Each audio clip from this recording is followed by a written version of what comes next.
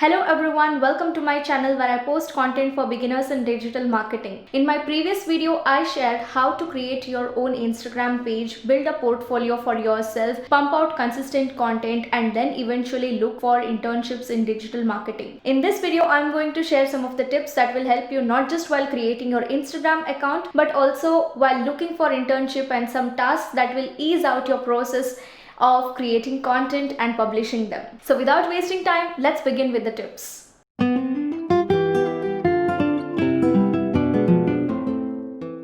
The number one tip that I want to give you if you are planning on creating an Instagram account to build a portfolio for yourself and eventually look for internship is to go with a creator account. Now, if you don't know what an Instagram creator account is, initially when Instagram started, it had only one type of account, the personal account, which can either be kept private or public. But in 2019, it rolled out two more types, that is the creator account and business account. Now, business account is for someone who have a traditional buying and selling operation, while creator account is for someone who is a public figure, a celebrity, sports person, author, blogger, writer. You get the idea. Basically someone who has a community of followers but does not have a traditional buying and selling operation. The advantage of creator Instagram account is it gives you access to insight which isn't possible in case of personal account, and also the hashtag gives you more reach and visibility, which again isn't possible in case of personal account. Tip number 2 is basically about the mindset. Today you create an account, you cannot expect by tomorrow when you wake up you will have hundreds of followers or 2 to 3 personal DMs inquiring about you. It does not happen that way in real life. Initially you start out with a very small number and eventually you go up depending upon the goal you have, the niche you have taken, and how consistent you are with the content and how active you are on your stories. My third tip is do not buy fake bot followers or followers that come for a price of money, or even following that trend of follow for follow, which means you follow a particular account, in turn they will follow your account. The sole purpose that you are creating your Instagram account and pushing out content is because you want to help people, you want to make people relatable with what you are doing. But if you are buying followers or you are asking someone to follow just for the sake of increase in the number of followers, then it is not good. You cannot equate the value of your account to the number of followers you have, because these inorganic methods do not lead to increase in engagement, and if there is no engagement, Instagram algorithm assumes that your content is no longer being helpful even to your own followers, and that is why they will reduce the reach of your content to new unique visitors. So these inorganic methods will do more harm than good. So please have patience until you organically grow your number of followers and engagement.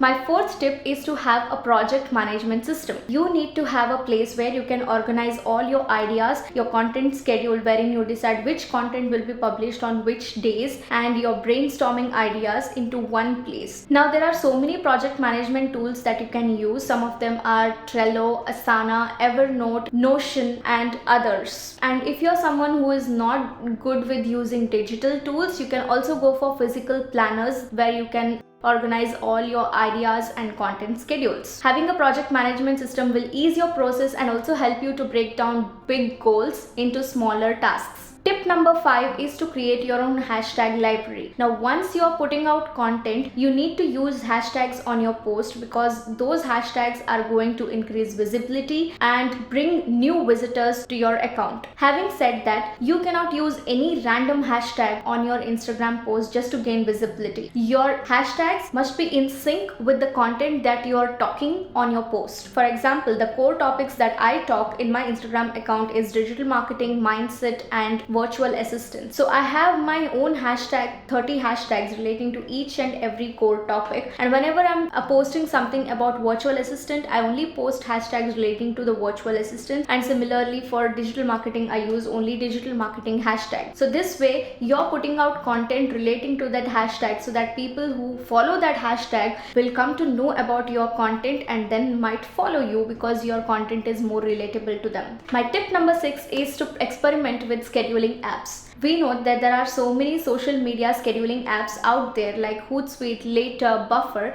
that help you to schedule your content in advance so that you don't have to worry when the time is up for you to post the content. But if you're creating an Instagram account that is creator account, you cannot auto schedule your post through a third party app just that I mentioned. At least for now, that is June 2020, Instagram does not provide any permission to third party apps to post content for creator account. But you get access to Facebook Creator Studio wherein you can schedule your post, your stories, your IGTV. Also, you will get insights about your followers, the days they are active, the timings your followers are active, the regions where people mostly follow you, and other sites that might help you in curating your future posts. My tip number 7 is to engage with people in your DMs. Now, I mean it both the ways. If people are approaching you in your Instagram DM to talk to you about your content, your services, then do have a conversation with them. And also, if you're admiring someone in your field as an inspiration or as a motivation, do let them know in their inbox that you admire their work and look up to them for inspiration and encouragement. If you're lucky, they might mentor you or guide you, or might probably hire you for some